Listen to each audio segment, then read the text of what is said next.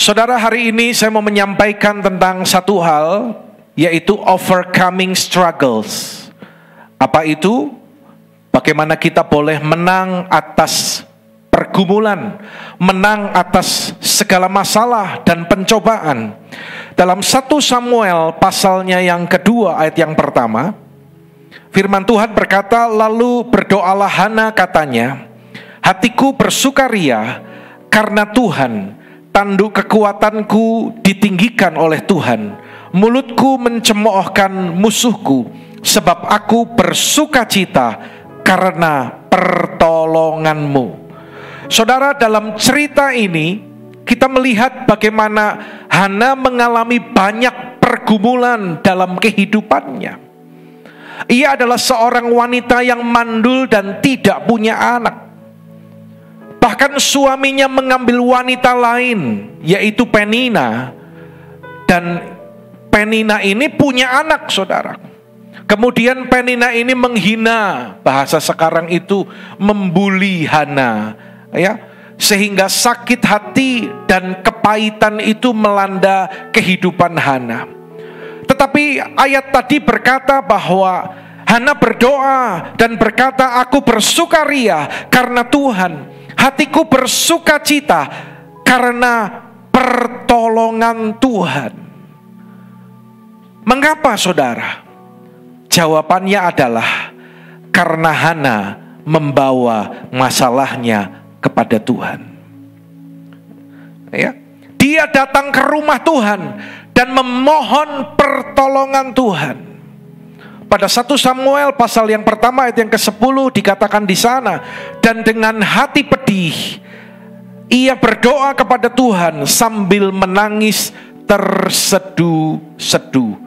Saudara yang dikasihi Tuhan, jika kita mengalami masalah, jika Anda punya beban dan kesulitan dalam kehidupanmu, tetapi ketika engkau mengambil langkah seperti yang dilakukan oleh Hana, tidak menjauh dari rumah Tuhan, tapi justru datang beribadah, memuji, menyembah Tuhan, berdoa, percayalah Tuhan sanggup dan mendengar seru doa kita, dan Dia sanggup memberikan kemenangan bagi kita.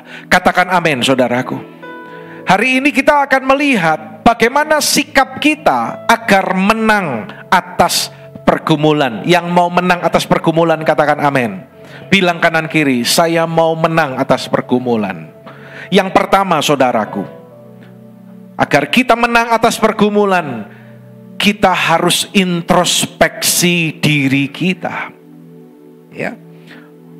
Kalau Anda membaca cerita ini, selama Hana sakit hati, kepahitan, tidak ada jawaban bagi masalahnya. Kepahitan itu adalah hal yang merugikan, ya, sikap yang tidak berkenan di hadapan Tuhan. Dan dosa itu harus dibereskan. Tetapi ketika dari kepahitan itu menjadi pengampunan, baru berkat Tuhan itu datang, saudara. Perlu introspeksi diri. Yesaya 59 ayat pertama dan yang kedua berkata demikian. Boleh baca sama-sama 2, 3. Sesungguhnya tangan Tuhan tidak kurang panjang untuk menyelamatkan, dan pendengarannya tidak kurang tajam untuk mendengar. Tetapi yang merupakan pemisah antara kamu dan Allahmu ialah segala kejahatanmu, dan yang membuat ia menyembunyikan diri terhadap kamu sehingga ia tidak mendengar ialah segala dosamu. Saudara jemaat Tuhan, dengar baik-baik. Tuhan mau mendengar dan mengabulkan doa kita. Katakan amin, saudaraku. Tetapi dosa harus disingkirkan dari kehidupan kita. Yang menjadi penghalang ialah pelanggaranmu, ialah dosa-dosamu. Ya, itu yang menghalangi Tuhan bekerja, saudara. Saya percaya hari ini kita mendengar tentang ini karena Dia Allah mengasihi kita. Dia rindu untuk menolong saudara dan saya. Amin, saudaraku. Mari kita introspeksi diri kita. Dalam Galatia pasal yang kelima, sambil saya membaca, Anda juga menyimak baik-baik dan kita merenungkan, introspeksi diri kita. Apakah selama ini hal-hal perbuatan daging ini masih ada, masih bercokol dalam hidup kita? Perbuatan daging telah nyata, yaitu percabulan, kecemaran, hawa nafsu, penyembahan berhala, sihir, perseteruan, perselisihan, iri hati, amarah, kepentingan diri sendiri, percideraan, roh pemecah, kedengkian, kemabukan, pesta pora, dan sebagainya.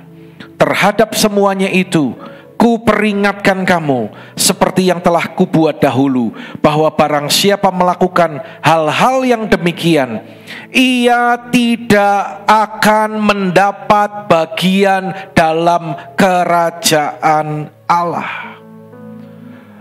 Saudara, perhatikan ini baik-baik. Jangan kita melakukan hal-hal yang tertulis di depan ini, saudara, agar kita boleh mendapat bagian dalam kerajaan Allah. Tapi sebaliknya, pada pasal yang kelima, ayat yang ke-22 sampai 23, berbicara tentang buah roh.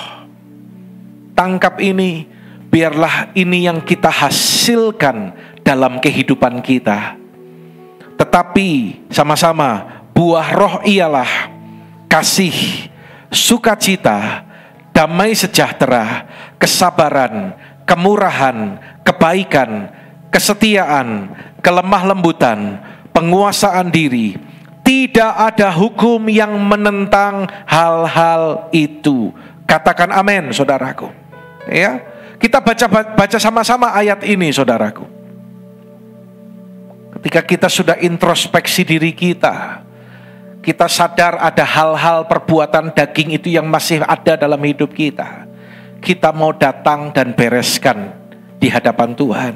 Baca sama-sama yuk, 2, 3. Jika kita mengaku dosa kita, maka Ia adalah setia dan adil, sehingga Ia akan mengampuni segala dosa kita dan menyucikan kita dari segala kejahatan. Katakan amin, saudaraku. Ya. Jadi ketika ada seorang istri yang dia cerewet banget, saudaraku, memang wanita itu pasti lebih banyak bicaranya dari laki-laki, saudara. Ya, tetapi ada seorang istri itu yang cerewet banget, sampai suaminya itu nggak tahan, dan akhirnya suaminya itu pergi kabur meninggalkan dia. Lalu istri itu berdoa, Tuhan, tolong aku dengar doaku, Tuhan. Kembalikan suamiku, Tuhan. Saudara, seharusnya istri yang cerewet ini bertobat dulu. Ya, bertobat dulu. Kita yang harus berubah dulu, saudara. Maka keadaan juga akan berubah.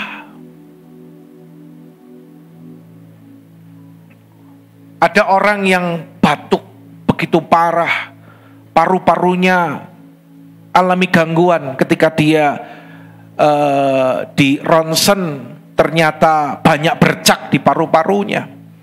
Dan dia berdoa, Tuhan sembuhkan saya, Tuhan sembuhkan saya.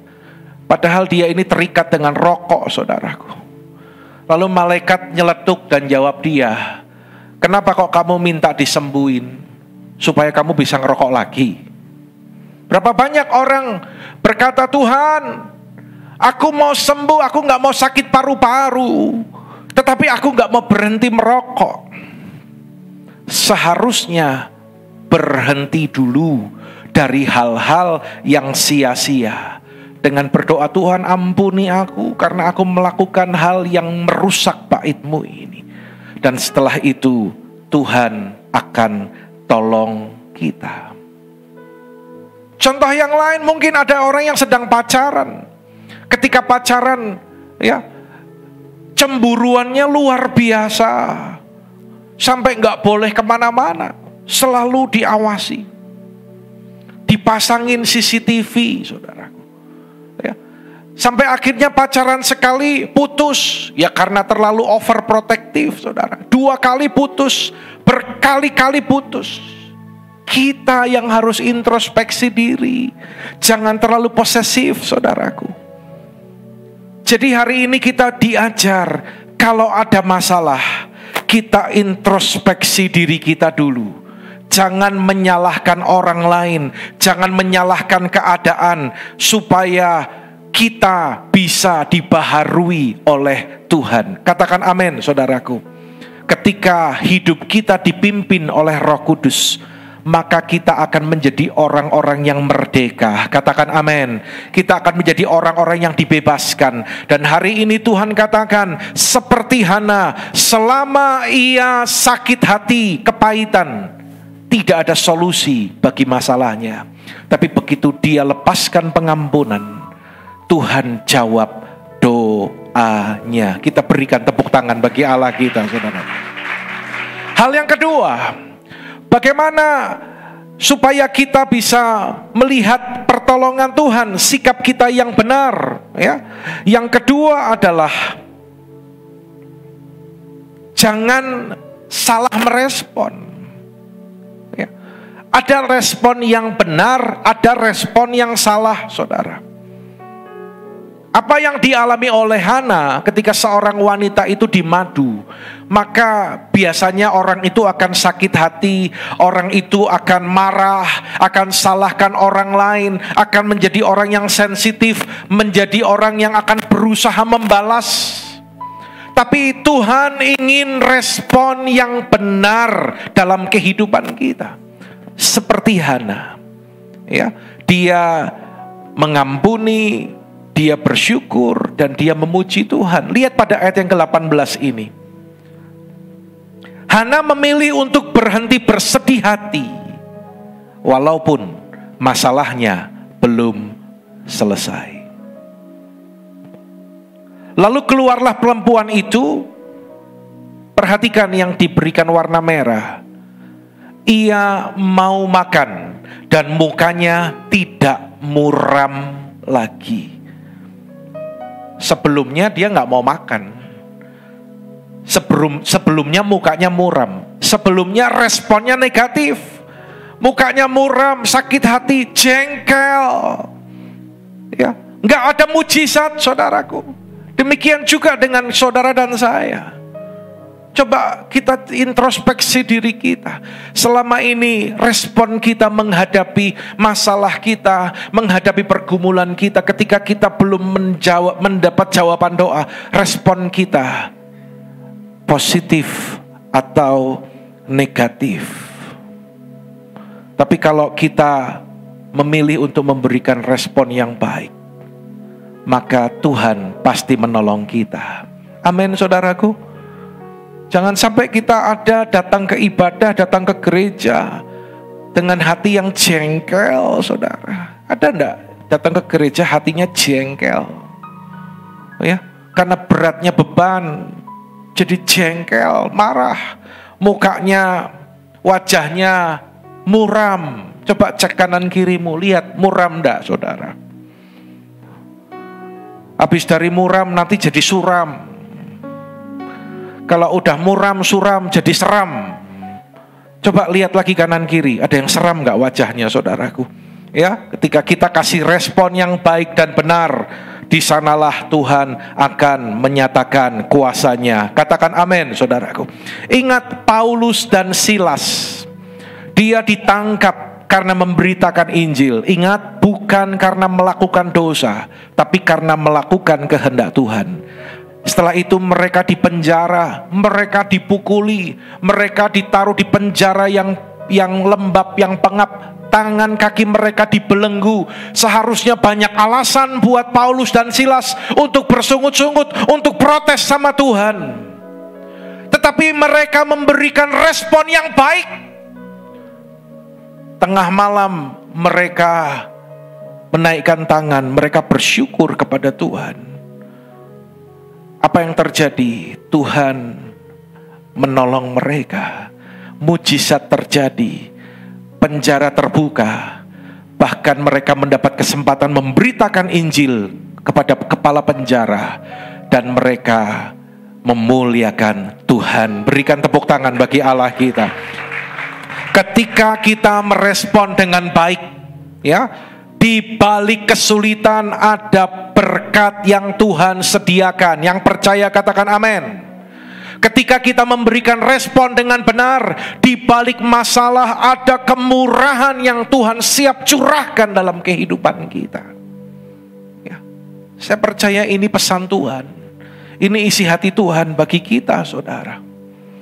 Saudara, ada seorang yang bernama Eric Yuan. Dia lahir pada 20 Februari tahun 70. Dia menyelesaikan kuliah di China.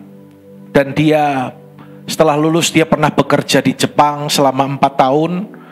Tapi dia punya keinginan untuk kerja di Amerika. Setelah dia mendengar pidatonya Bill Gates, jadi dia akhirnya mengidolakan Bill Gates, ya, ingin jadi orang sukses. Karena dia mau kerja di Amerika, maka dia berusaha untuk mengajukan permohonan tinggal di Amerika.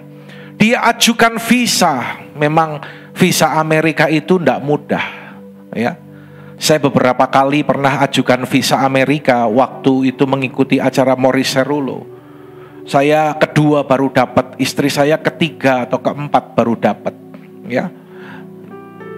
Eric Yuan ini ditolak ketika mengajukan visa itu sampai 6 kali, ya.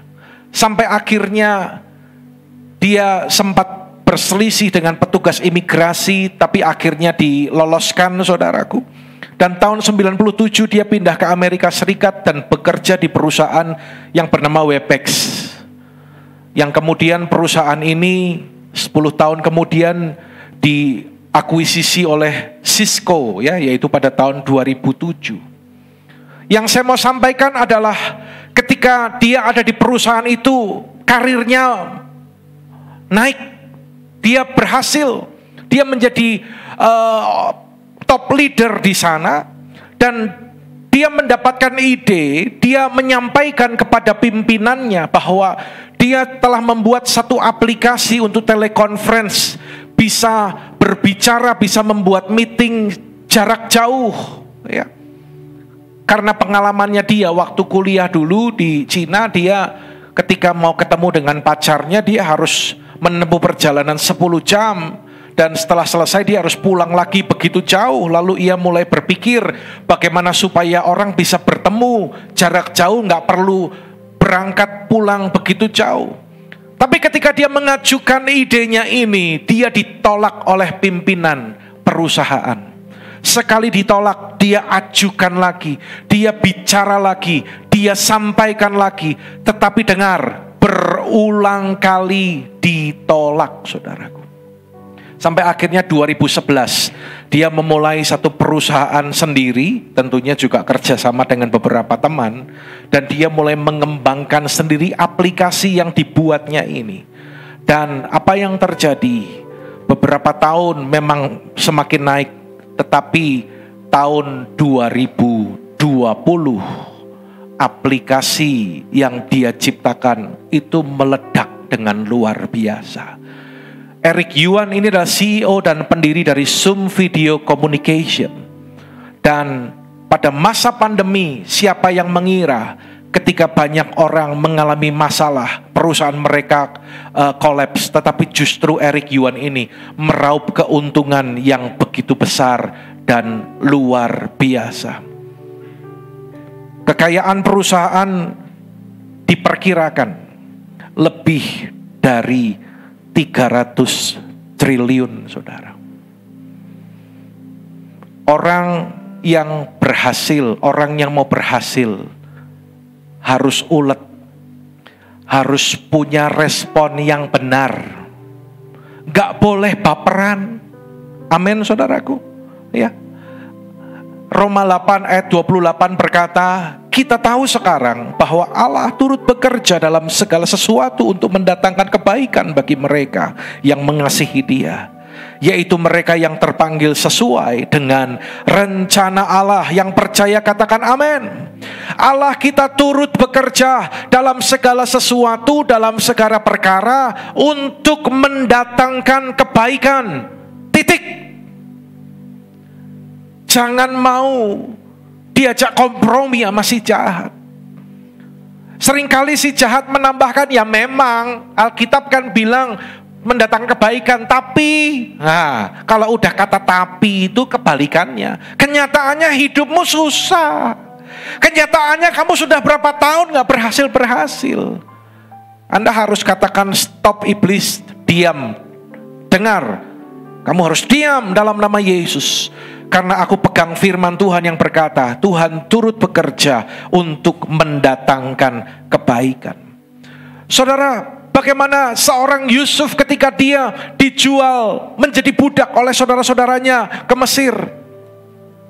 Perhatikan baik-baik. Dijual sebagai budak. Bukankah itu hal yang buruk, saudara? Coba, saya mau nanya. Dibuang ke sumur kering, dijual jadi budak, difitnah, dipenjarakan. Bukankah itu hal yang buruk? Hal yang buruk atau yang baik, saudara? Halo? Mana suaranya yang sini? Yang buruk atau yang baik? Bukankah itu hal yang jelek, hal yang tidak baik, saudara? Tapi kemudian di akhir cerita itu, Yusuf berkata kepada saudara-saudaranya, memang kamu sudah rekakan yang jahat buat aku, tetapi Allahku telah mereka-rekakannya untuk kebaikan bagi aku dan bagi kita semua. Yusuf bisa berkata, kalau aku nggak dijual sebagai budak ke Mesir, aku nggak akan pernah menjadi raja muda di Mesir. Luar biasa, saudara. Bersyukurlah karena Tuhan kita, Tuhan yang sangat mahir untuk membalikkan keadaan. Apa keadaan saudara hari-hari ini? Respon yang benar. Jangan ngeluh. Jangan sungut-sungut. Jangan menjauh dari Tuhan. Tapi seperti Hana, dia justru datang, mendekat, datang ke rumah Tuhan. Dia tidak sedih lagi. Dia mengambil keputusan untuk tidak sedih lagi. Ya, hari ini kita pun harus ambil keputusan. Aku tidak mau stres lagi, Tuhan. Aku tidak mau susah lagi, Tuhan. Aku tidak mau, Tuhan, putus asa lagi. Karena aku percaya bahwa Engkau adalah Tuhan yang pasti memberikan kemenangan bagi hidupku. Yang percaya katakan amin. Berikan tepuk tangan yang keras bagi Allah kita, saudara. Yang percaya katakan amin. Sekali lagi yang percaya katakan amin. Yang ketiga, sikap kita agar kita bisa menang atas pergumulan yang kita hadapi. Gunakan senjata rohani. Apa yang dilakukan oleh Hana? Yang pertama adalah Hana berdoa. Ayat yang ke-15 dikatakan, aku mencurahkan isi hatiku di hadapan Tuhan. Dia punya masalah. Dia datang kepada Tuhan. Dia berdoa. Berdoa itu jangan berpikir kalau orang berdoa itu harus dengan kata-kata yang sangat baik, ya saudara. Doa itu sederhana kok. Doa itu adalah komunikasi antara kita dengan Bapa kita. Doa itu adalah mencurahkan isi hati kita di hadapan Tuhan. Doa itu kata-katanya nggak kudu bagus, tapi yang penting dengar, hatinya tulus, jujur sama Tuhan. Mungkin ada orang yang gak jujur sama gembala. Ya, sebagai hamba Tuhan saya sih tahu kalau lagi berkunjung, ketemu, bagaimana keadaannya. Saya sebenarnya tahu dia lagi punya masalah. Oh baik Pak, semua baik, baik Pak. Padahal lagi ada badai dalam rumah tangganya. Tapi kalau ditanya baik, baik apanya? Orang jujur, ya oke lah. Kalau sama manusia nggak jujur ya oke lah, silakan. Tapi kalau datang sama Tuhan itu harus jujur. Datang apa adanya. Bilang kanan kirimu. Kalau datang sama Tuhan itu apa adanya. Ya, bukan ada apanya. Tulus, nggak perlu kata-kata. Tuhan, Allah, Dikaulah yang layak menerima segala kemuliaan. Orang lagi dalam pergumulan, nggak usah doanya itu mutar-mutar kayak gitu loh saudara. Ya datang Bapa. Kenapa kita panggil dia sebutan Bapa? Ya datang aja Bapa, tolong aku. Tadi kan yang pertama, koreksi diri dulu. Sadar kalau ada dosa, ada salah, kita bereskan. Lalu respon yang benar. Dan yang ketiga, mulai datang doa, Tuhan tolong. Kalau bukan Engkau yang tolong aku enggak tahu Tuhan. Ya. Jadi doa itu apa saudara? Mencurahkan, ayo doa itu apa? Mencurahkan isi hati kita kepada Tuhan. Kalau ada masalah, ada pergumulan, curahkan isi hatimu kepada Tuhan. Jangan curhat sana sini. Ya. Berapa banyak orang gak ngomong sama Tuhan, gak doa sama Tuhan, tapi cerita sana sini. Aku punya masalah ini, aku punya masalah ini, aku punya kebutuhan ini. Maaf, kadang ada juga yang dengan harapan supaya ditolong orang. Siapa tahu saudara salah. Itu mengandalkan manusia. Tapi hari ini kita belajar curahkan isi hati kita kepada Tuhan. Alkitab katakan gini, doa orang yang benar bila dengan yakin didoakan, apa saudara? Sangat besar kuasanya. Yang percaya katakan amin, saudaraku. Dalam Mazmur pasal yang ke-50, ayatnya yang ke-15, baca sama-sama yuk, 2-3. Berserulah kepadaku pada waktu kesesakan, lebih keras, aku akan meluputkan engkau dan engkau akan memuliakan aku. Yang percaya katakan amin. Tepuk tangan bagi Allah kita, saudara. Ada satu kesaksian seorang ibu yang kontrakannya itu habis. Dan hari Senin dia harus keluar dari rumah itu. Sebenarnya dia sudah nabung untuk bayar kontrakan selanjutnya. Tetapi anaknya itu sempat sakit dan harus dirawat di rumah sakit beberapa waktu. Sehingga tabungannya itu terkuras untuk biaya rumah sakit. Jadi akhirnya nggak punya uang lagi. Hari itu hari Minggu dan besok Senin. Dia nggak tahu harus tinggal di mana. Dalam kondisi yang demikian, ibu ini tetap datang ke gereja, datang ke rumah Tuhan. Lalu dalam gereja, dalam ibadah itu, dia memuji Tuhan. Dia tetap bersyukur kepada Tuhan.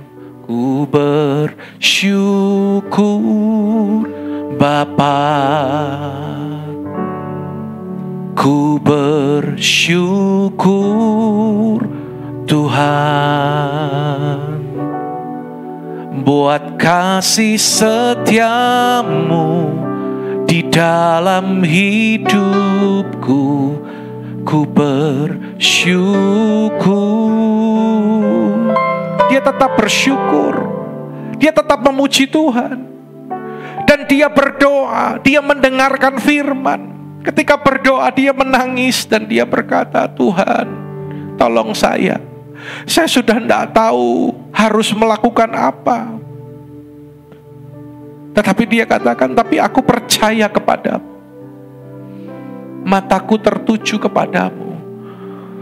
Saudara, seusai kebaktian, ada seorang wanita lain itu datang menghampiri ibu ini.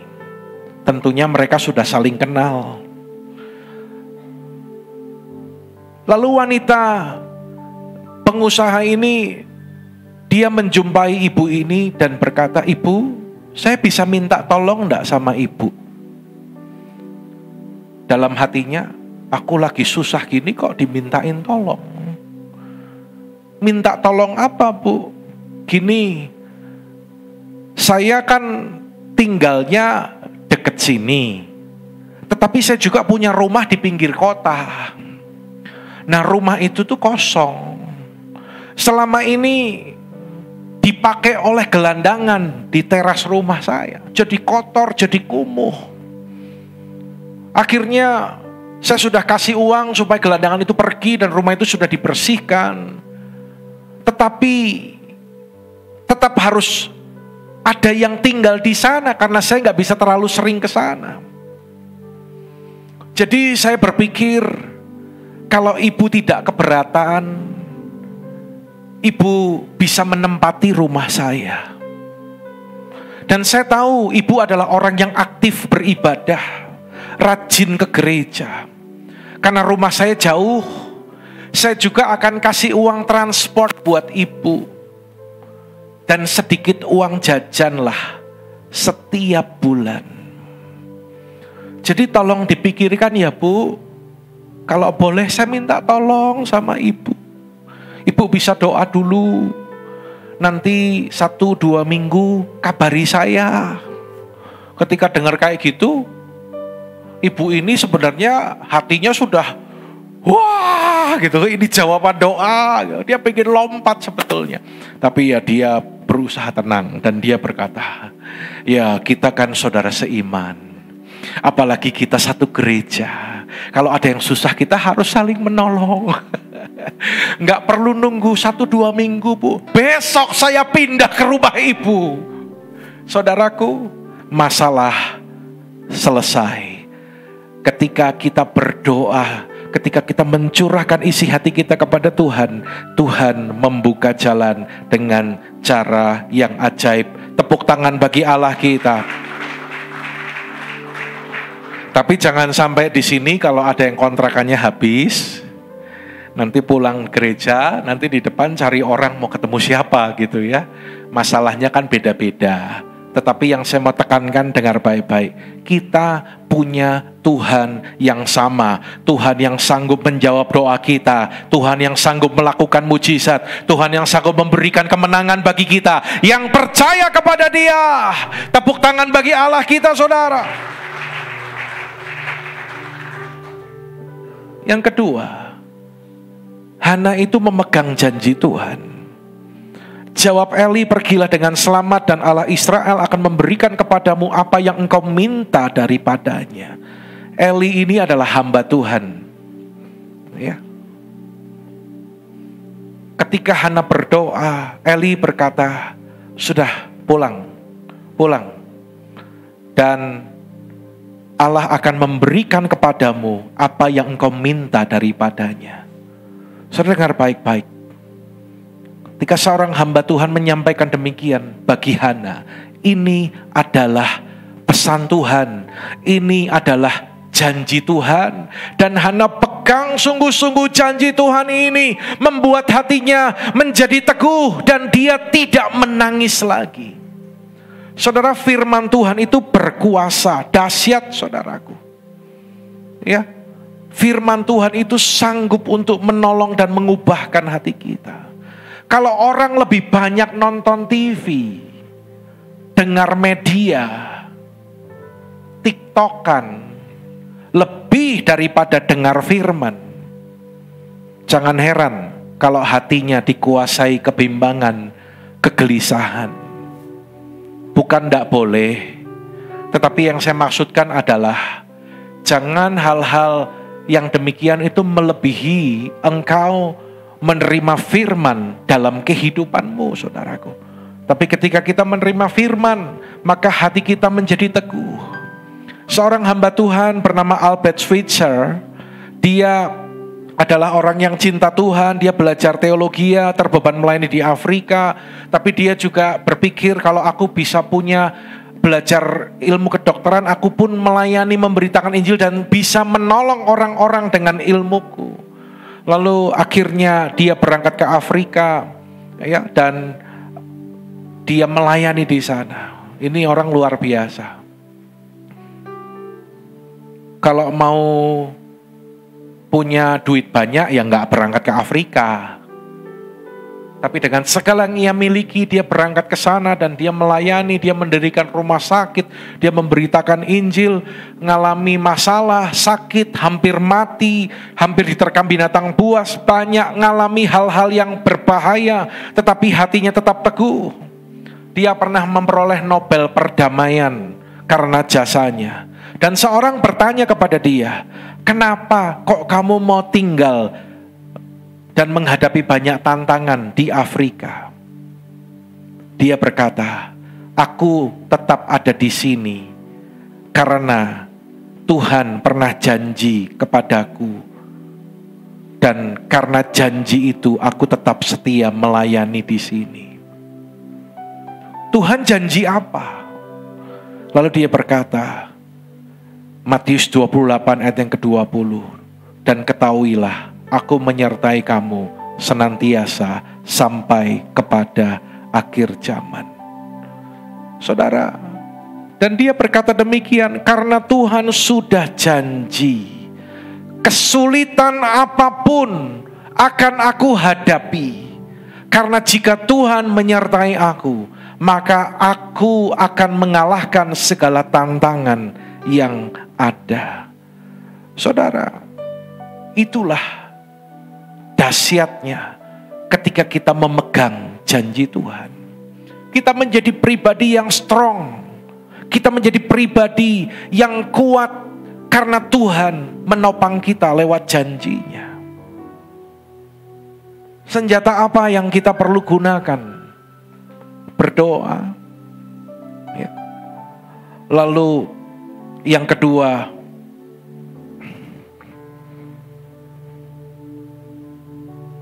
pegang janji Tuhan. Yang ketiga adalah minta hikmat Tuhan. Alkitab katakan, berbahagialah jika kamu jatuh ke dalam berbagai-bagai pencobaan, namun ujian terhadap imanmu menghasilkan ketekunan. Dan bila ketekunan itu menghasilkan buah yang matang. Ya, jika ada orang yang kekurangan hikmat, hendaklah ia memintakannya kepada Allah, karena Allah akan memberikan kepadanya. Saudara, kalau buat pinter itu di bangku sekolah, tetapi kalau hikmat itu hanya didapat dari takut akan Allah. Amin, saudaraku. Hana mau makan, dia mau minum, dia tidak sedih lagi. Karena dia menerima hikmat dari Tuhan, berkata, sudah ngapain kamu sedih? Percaya kalau Tuhan akan kabulkan doamu. Tuhan pasti tolong engkau.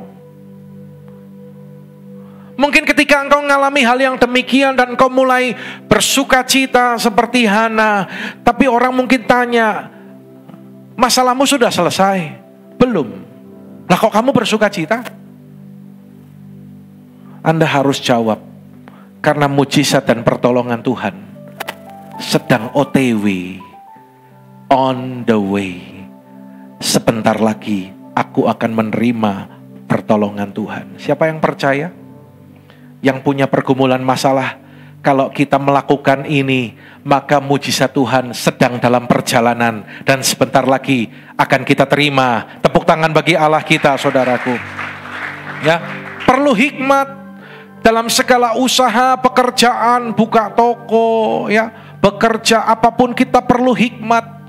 Ketika ada orang mungkin sedang merintis pekerjaan atau usaha atau mungkin buka kuliner, ya, saya pernah diundang oleh seorang pengurus atau staf gembala di gereja Bandung, dan Pak besok datang ke tempat saya, ternyata dia buka rumah makan Korea, saudaraku. Wah, habis makan itu saya langsung pintar bahasa Korea, saudaraku, ya. Nah, Saya lihat bagus sekali. Jadi ternyata ketika kita mau merintis hal yang demikian, ya, ketika ada orang buka, kita harus ngerti masakan yang kita sajikan itu enak enggak? Itu hikmat. Tempatnya strategis enggak? Ya.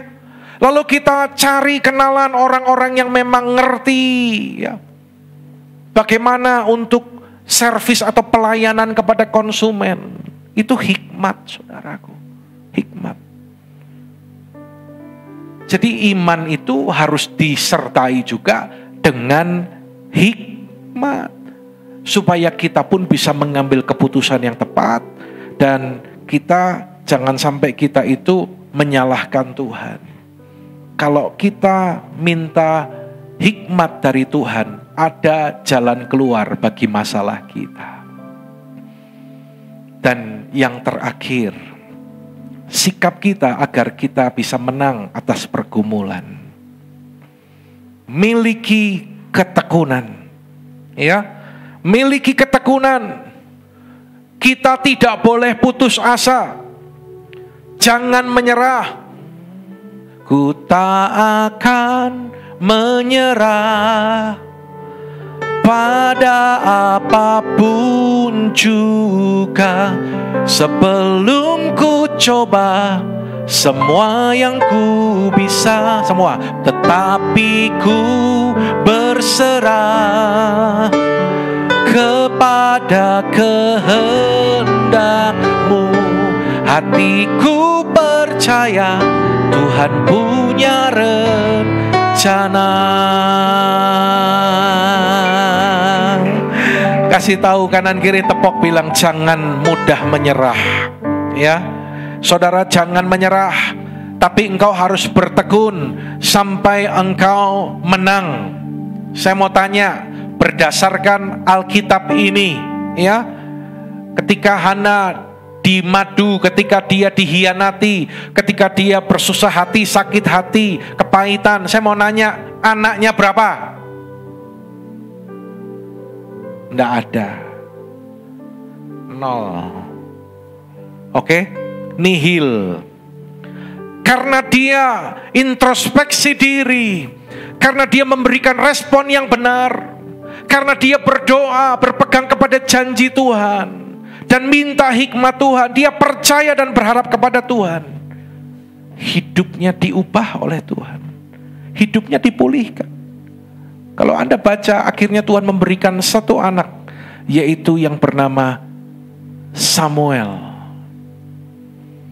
Dari 0 menjadi 1. Kalau Anda baca lagi, dapat tambahan lagi, saudaraku.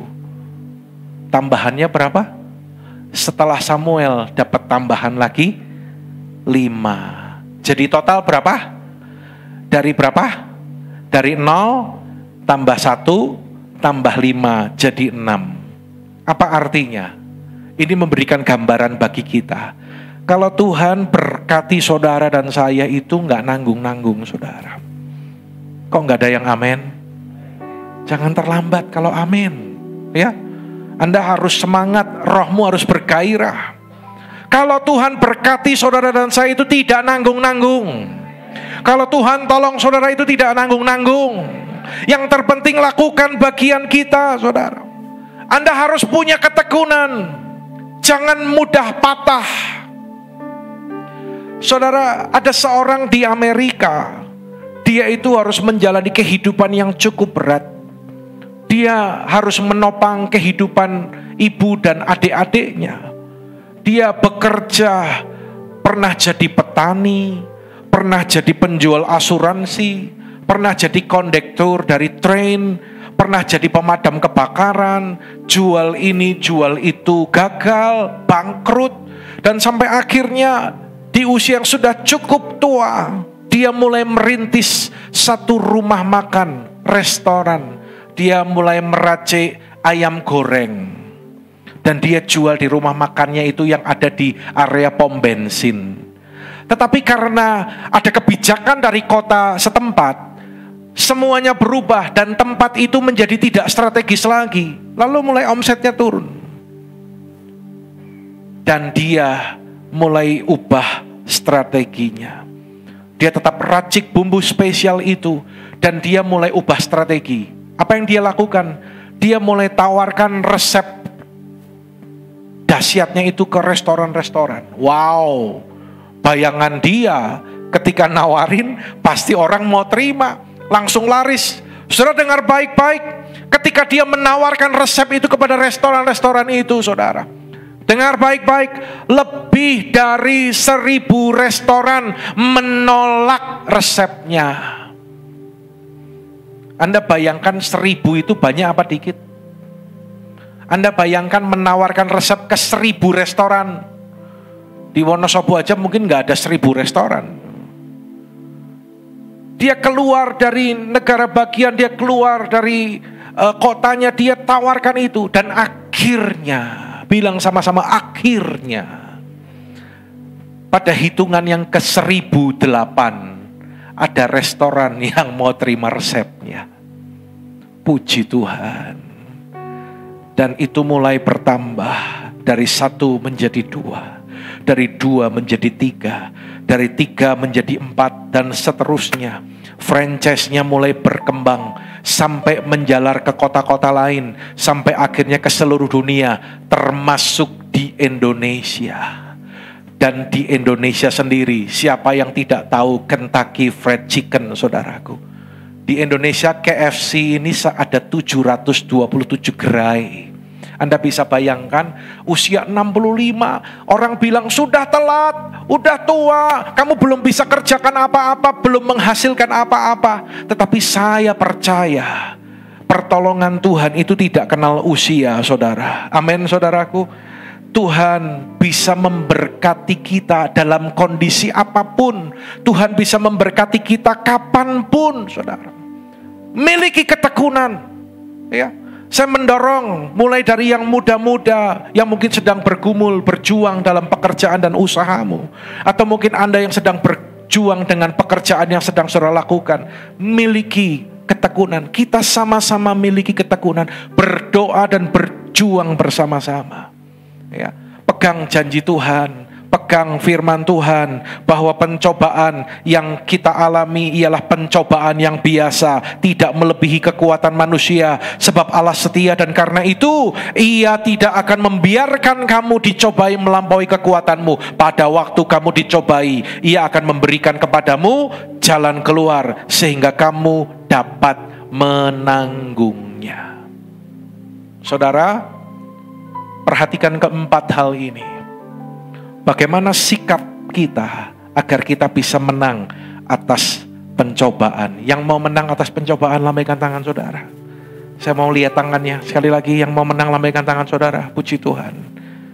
Introspeksi diri. Yang kedua, jangan salah merespon. Yang ketiga, gunakan senjata rohani, yaitu doa, pegang janji Tuhan, minta hikmat. Dan yang keempat adalah miliki ketekunan. Amin untuk firman Tuhan.